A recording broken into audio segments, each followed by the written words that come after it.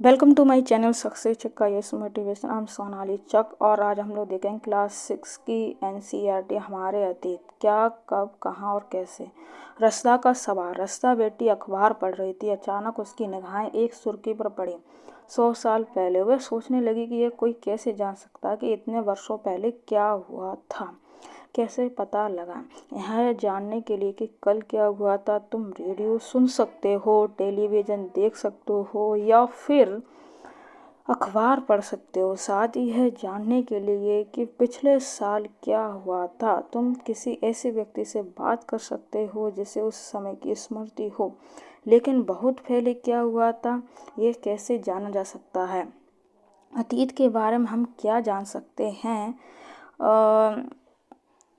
अतीत के बारे में बहुत कुछ जाना जा सकता है दोस्तों, जैसे लोग क्या खाते थे, कैसे कपड़े पहनते थे और किस तरह के घरों में रहते थे। आखिरतकों, शिकारियों, पशुपालकों, कृषकों, शासकों, व्यापारियों, पुरोहित, शिल्पकारों, कलाकारों, संगीतकारों या फिर वैज्ञानिकों के बारे में जानकारी हासिल कर सकते हैं। यही नहीं, हम यह भी पता कर सकते हैं कि उस समय बच्चे कौन से खेल खेलते थे, कौन सी कहानियाँ सुना करते थे, कौन से नाटक देखा करते थे या फिर कौन कौन से गीत गाते थे, लोग कहाँ रहते थे। नर्मदा नदी का पता लगाओ। इसका जो नर्मदा नदी उसका पता हम मैप में देखेंगे तो उसको तब समझेंगे, ठीक है। कई लाख वर्ष पहले से लोग इस नदी के तट पर रहते थे। यहाँ रहने वाले आरंभिक लोगों में से कुछ कुशल संग्राहक थे जो आसपास के जंगलों की विशाल संपदा से परिचित थे। अपने भोजन के लिए वे जड़ों, फलों तथा जंगल के अन्य उत्पादकों का यहीं से संग्रह किया करते थे। वे जानवरों का आखेटक मतलब शिकार करते थे। ओके दोस्तों, और अब तुम उत्तर पश्चिम की सुलेमान और किरतर पहाड़ियों का पता लगाओ। तो ये सब मैप में देखेंगे। इसी क्षेत्र में कुछ ऐसे स्थान हैं जहाँ लगभग 8000 वर्ष पूर्व स्त्री पुरुष ने सबसे पहले गेहूं जैसी फसलों का उपार्जन आरंभ किया। उन्होंने भेड़, बकरी, गाय, बैल जैसे पशुओं को पालतू बनाना शुरू किया। ये लोग गांव में रहते थे। उत्तर पूर्व में गारो तथा मध्य भारत में विंध्य पहाड़ियों का पता लगाओ। ये हम मैप में अभी देखेंगे जस्ट वे थोड़ा सा। ये कुछ ऐसे क्षेत्र थे जहाँ कृषि का विकास हुआ, जहाँ सबसे पहले चावल उपजाया गया। वे स्थान विंध्य के ऊपर स्थित है। ओके दोस्तों, ये देखिए आप मैप, ये रहा गारो पहाड़ियाँ, ठीक है। और आपको विंध्य की पहाड़ियाँ और दिखा दें, विंध्य पहाड़ियाँ ये रही ये मध्य भारत में। ओके दोस्तों, मध्य भारत में। और यहीं पर आपको सोन नदी, नर्मदा नदी, ताप्ती, सतपुड़ा, ठीक है, ये सब दिख रहा है। इसका स्क्रीनशॉट लेना चाहें तो ले लीजिए आप लोग। आगे बढ़ते हैं। मानचित्र पर सिंधु तथा इसकी सहायक नदियों का पता लगाना प्रयास करो, ठीक है। अभी आपने देखा था मध्य भारत में है सिंधु नदी और सोन नदी वगैरह। सहायक नदी उन्हें कहते हैं। अब सहायक नदियाँ और समझ लेते हैं जो एक बड़ी नदी में मिल जाती है, जैसे कि गंगा की सहायक नदियाँ अभी देखेंगे। लगभग 4700 वर्ष पूर्व इन्हीं नदियों के किनारे कुछ आरंभिक नगर फले फूले थे। गंगा है उसकी सहायक नदियों के किनारे तथा समुद्र तटवर्ती इलाकों में नगर का विकास लगभग 2500 वर्ष पूर्व हुआ। गंगा तथा इसकी सहायक नदियाँ सोन का पता लगा। गंगा के दक्षिण में इन नदियों के आसपास का प्राचीन काल में मगध नाम से जाना जाता था। और मगध अभी आप बताना कहाँ पर है, ये बिहार पटना में। ओके दोस्तों, इसको याद रखना। इसके शासक बहुत शक्तिशाली थे और उन्होंने एक विशाल राज्य स्थापित किया। देश के अन्य हिस्सों में भी ऐसे राज्यों की स्थापना की गई थी। लोगों ने सदैव उपमहाद्वीपों के एक हिस्से से दूसरे हिस्से तक यात्रा की। कभी कभी हिमालय से ऊंचे पर्वतों, पहाड़ियों, रेगिस्तान, नदियों तथा समुद्रों के कारण यात्रा जोखिम भरी होती थी।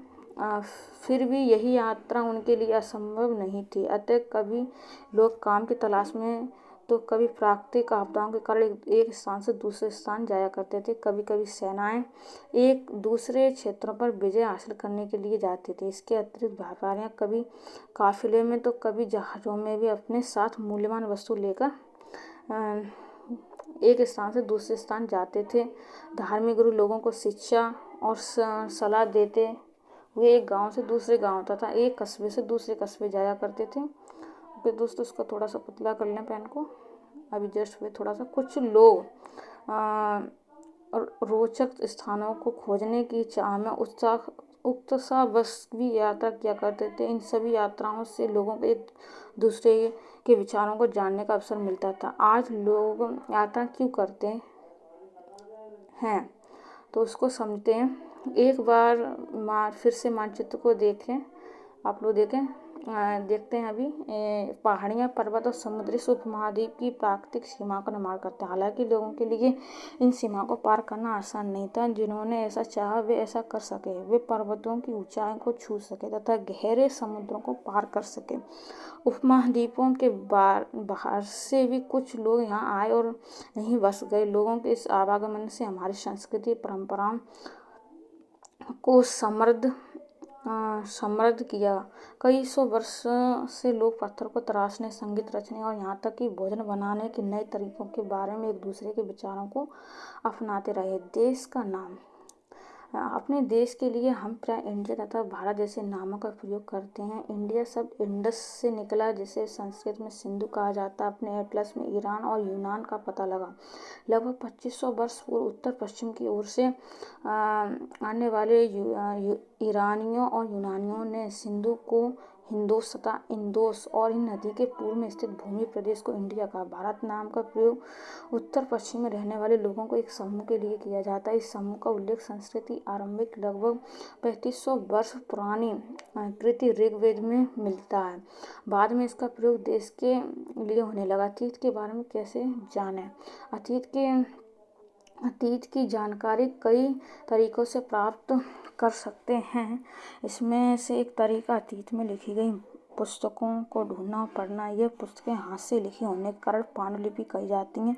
अंग्रेजी में पांडुलिपि के लिए प्रयुक्त होने वाला शब्द है मैन्युस्क्रिप्ट शब्द। मैनु जिसका अर्थ होता है हाथ है, जिससे निकला। ये पांडुलिपि प्राय ताड़पत्र तथा हिमालय क्षेत्र में उगने वाले भुर्ज नामक पेड़ की छाल से विशेष तरीके से तैयार भोजपत्र पर लिखी जाती हैं। ठीक है दोस्तों, ताड़पत्रों से बनी पांडुलिपियों का एक पृष्ठ समझते हैं इसको। यह पांडुलिपि लगभग 1000 वर्ष पहले लिखी गई थी। किताब बनाने के लिए ताड़पत्रों को काटकर उनका अलग अलग हिस्सों को एक साथ बांध दिया जाता था। भुर्ज पेड़ की छाल से बनी एक पांडुलिपि को तुम यहाँ देख सकते हो। ये देखिए, ये भुर्ज का पत्ता है जिस पर यह लिखा गया है।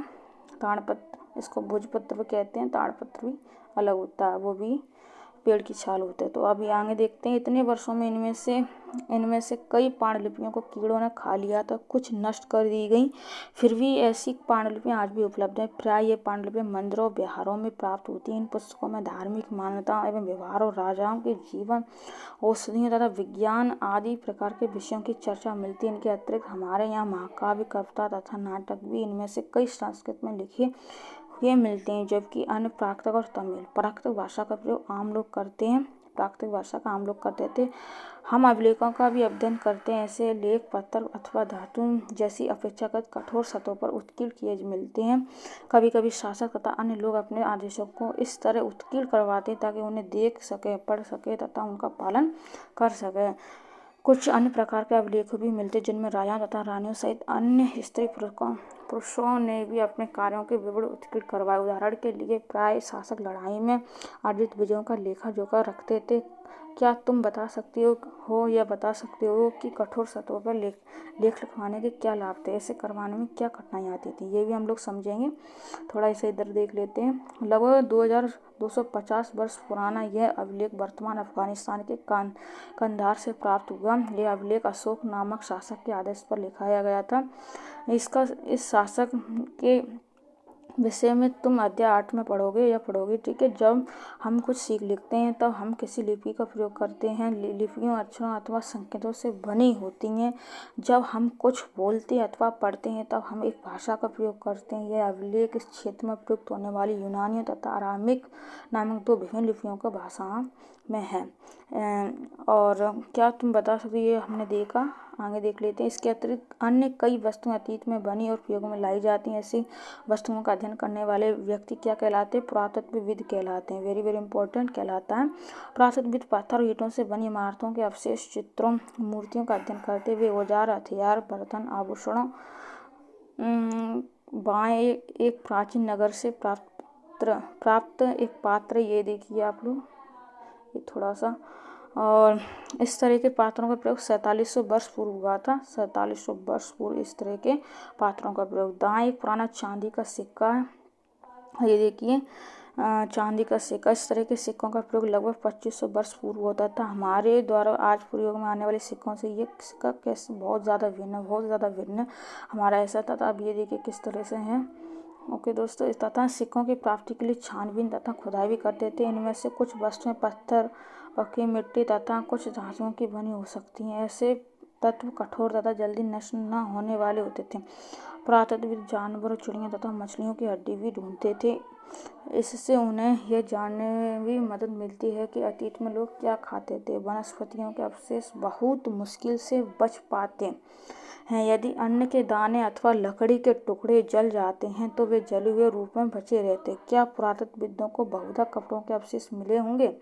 पांडुलिपियों, अभिलेखों तथा पुरातत्व से ज्ञात जानकारियों के लिए इतिहासकार प्राय स्रोत शब्द का प्रयोग करते। इतिहासकार उन्हें कहते हैं जो अतीत का अध्ययन करते। स्रोत से प्राप्त होते ही अतीत के बारे में पढ़ना बहुत रोचक हो जाता है, क्योंकि इन स्रोतों की सहायता से हम धीरे धीरे अतीत का पुनर्निर्माण करते जाते हैं। अतः इतिहासकार अथवा पुरातत्वविद इन जासूसों की तरह है जो इन सभी स्रोतों का प्रयोग सुराग के रूप में कर अतीत को जानने का प्रयास करते हैं। अतीत एक या अनेक। क्या तुमने इस पुस्तक के शीर्षक हमारे अतीत पर ध्यान दिया? यहाँ अतीत शब्द का प्रयोग बहुवचन के रूप में किया। ऐसा इस तथ्य की ओर ध्यान दिलाने के लिए किया गया कि अलग अलग समूह लोगों के लिए इस अतीत के अलग अलग मायने। तो उदाहरण के लिए पशुपालकों तथा कृषकों का जीवन राजाओं तथा रानियों के जीवन से तथा व्यापारियों का जीवन शिल्पकारों के जीवन से बहुत भिन्न था, जैसा कि हम आज भी देखते हैं। उस समय भी देश के अलग अलग हिस्सों में लोग अलग अलग व्यवहारों और रीति रिवाजों का पालन करते थे। उदाहरण के लिए आज अंडमान द्वीप के अधिकांश लोग अपना भोजन मछली पकड़कर, शिकार करके तथा फल फूल के संग्रह द्वारा प्राप्त करते हैं। इसके विपरीत शहरों में रहने वाले लोग खाद्य आपूर्ति के लिए अन्य व्यक्तियों पर निर्भर करते हैं। इस तरह के भेद अतीत में भी विद्यमान थे। इसके अतिरिक्त एक अन्य तरह का भेद, उस समय शासक अपनी विजयों का लेखा जोखा रखते थे। यही कारण है कि हम उन शासकों तथा उनके द्वारा लड़ी जाने वाली लड़ाइयों के बारे में काफ़ी कुछ जानते हैं, जबकि शिकारी, मछुआरे, संग्राहक, कृषकों तथा पशुपालक जैसे आम आदमी प्राय अपने कार्यों का लेखा जोखा नहीं रखते थे। पुरातत्व की सहायता से हमें उनके जीवन को जानने में मदद मिली, हालांकि अभी भी इनके बारे में बहुत कुछ जानना शेष है। तिथियों का मतलब, अगर कोई तुमसे तिथि के विषय में पूछे तो तुम शायद उस दिन की तारीख, माह, वर्ष, जैसे कि 2000 या इसी तरह का कोई वर्ष बताओगे। वर्ष की यह गणना ईसा धर्म प्रवर्तक ईसा मसीह के जन्म की तिथि से की जाती है। अतः 2000 वर्ष कहने का तात्पर्य ईसा मसीह के जन्म के 2000 वर्ष के बाद से। ईसा मसीह के जन्म के पूर्व की सभी तिथियां ईसा पूर्व से पहले के रूप में जानी जाती हैं। इस पुस्तक में हम 2000 को अपना प्रारंभिक बिंदु मानते हुए वर्तमान से पूर्व की तिथियों का उल्लेख करेंगे। ओके दोस्तों, इतिहास और तिथियां। अंग्रेजी में BC, हिंदी में ईसा पूर्व का तात्पर्य बिफोर क्राइस्ट, ईसा पूर्व होता है। कभी कभी तुम तिथियों से पहले AD में हुई लिखा पाते हो।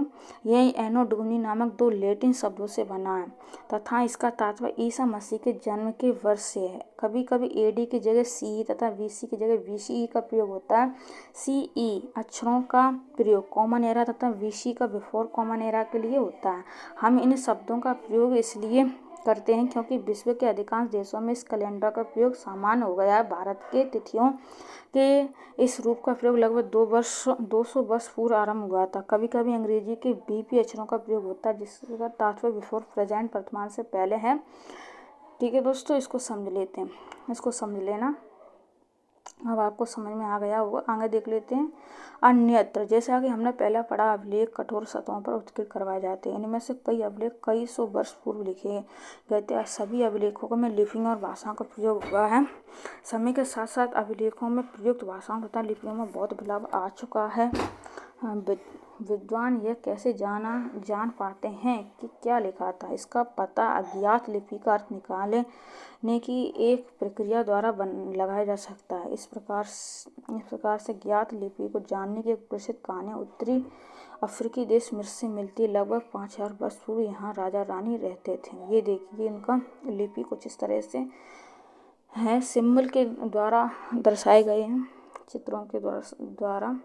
मिस्र के उत्तरी तट पर रोसेटा नामक एक कस्बा है। यहाँ से एक ऐसा उत्कीर्ण पत्थर मिला जिस पर एक ही लेख 3 भिन्न-भिन्न भाषाओं तथा लिपियों, यूनानी तथा मिस्री लिपि के 2 प्रकार में है। कुछ विद्वान यूनानी भाषा पढ़ सकते हैं। उन्होंने बताया कि ये राजा तथा रानियों के एक छोटे से फ्रेम दिखाए गए हैं। इसे कारतूस कहा जाता है। इसके बाद विद्वानों ने यूनानी तथा मिस्री संकेतों को अगल बगल रखते हुए मिस्री अक्षरों की समानार्थक ध्वनियों की पहचान की। जैसा कि तुम देख सकते हो, यहाँ एल अक्षर के लिए शेर तथा ए अक्षर के लिए चिड़िया के चित्र बने हैं। एक बार जब उन्होंने यह जान लिया कि विभिन्न अक्षर उनके लिए प्रयुक्त हुए हैं, तो वे आसानी से अन्य अभिलेखों को भी पढ़ सके। कल्पना करो, तुम्हें एक पुरातत्व का साक्षात्कार लेना। तुम उन 5 प्रश्नों की एक सूची तैयार करो कि जिन्हें तुम पुरातत्वविद से पूछना चाहोगे। ठीक है दोस्तों। उपयोगी शब्द: यात्रा, पांडुलिपि, अभिलेख, पुरातत्व इतिहासकार, स्रोत, अज्ञात लिपि, अर्थ निकालना, ये सब आपको करना है। अभ्यास है, ये अभ्यास वर्क है आपका। और ये वाला वेरी इंपॉर्टेंट है, इसको देख लेते हैं। कृषि का आरंभ 18000 वर्ष पूर्व। सिंधु सभ्यता के प्रथम नगर 4700 वर्ष पूर्व। गंगा घाटी के नगर मगध का बड़ा राज 2500 वर्ष पूर्व। वर्तमान लगभग 2000 वर्ष पूर्व। ओके दोस्तों, ये आपको चर्चा करना है, ये आपका अभ्यास है। और कल चैप्टर हम 2 स्टार्ट करेंगे। अगर ये वीडियो अच्छा लग रहा है तो दोस्तों उसको एक लाइक कर देना। और अगर आपको ऐसी क्लासें चाहिए तो दोस्तों ज़रूर हमें कमेंट्स बॉक्स में बताएं। और ऐसी नॉलेजेबल वीडियो पाने के लिए हमारे चैनल को सब्सक्राइब जरूर करें। आपको डेली क्लास NCERT की क्लास 6 से लेकर 12 तक हम कंप्लीट कराएंगे ऑल सब्जेक्ट की। तो एक थम्स अप जरूर देना दोस्तों। Goodbye friends all.